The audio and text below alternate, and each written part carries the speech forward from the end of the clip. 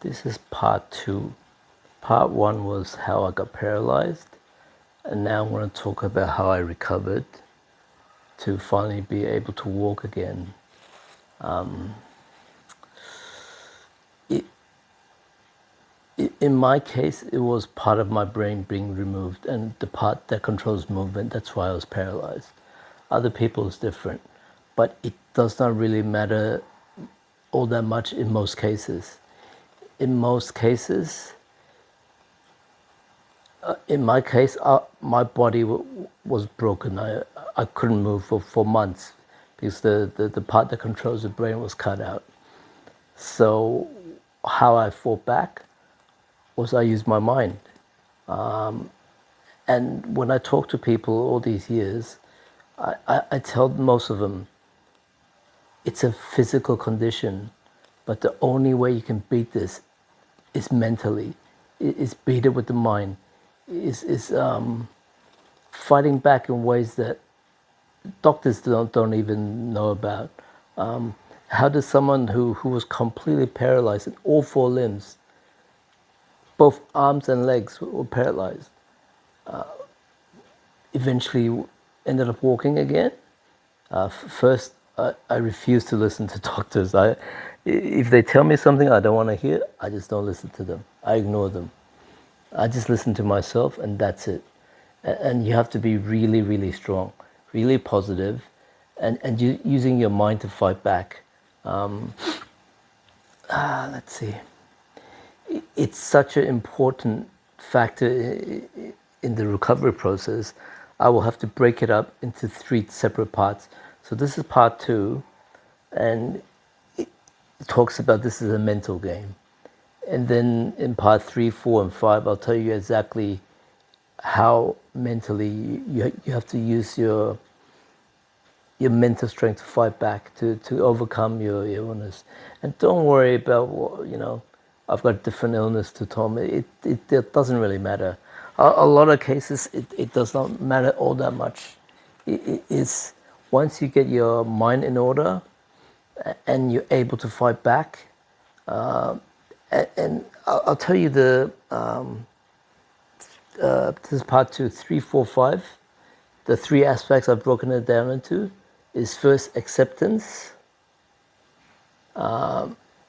positivity, and then the third one is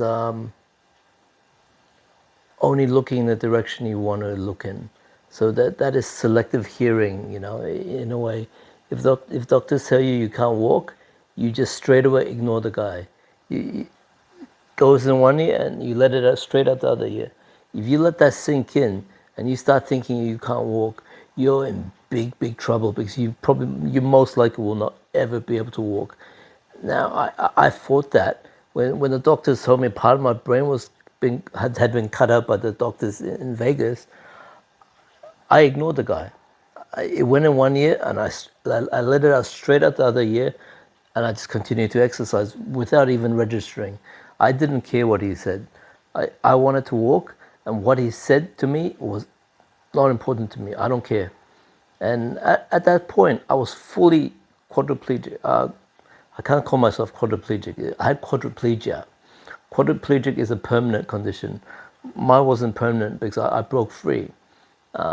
For 4 months, nothing. Could not move a thing. I could move my neck and speak. That was it. And I broke free, just being stubborn and just doing crazy things, crazy hard things. And I'll talk about it in all the next parts.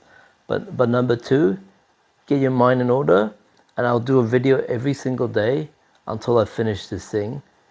And you guys just have to follow the paths. Follow the guidebook I've left down. I mean, not many people can walk after being paralyzed, but I did it. Don't tell yourself, this guy's injury wasn't that bad. My injury was really bad. It's just I never let my brain stop me. I never, ever told myself I will never walk again. I refuse to accept that. So this is a mind game. If you can get past it in your mind, you can beat this. I'm not a doctor, but it doesn't really matter. Most diseases, most problems, especially physical ones, you can be beat.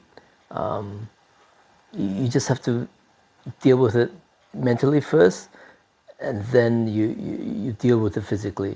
I'm happy to talk to anyone. Ask me any questions on the comments on the YouTube or TikTok. I don't have many followers, so I see everything. Just ask. If you have a question, just ask me.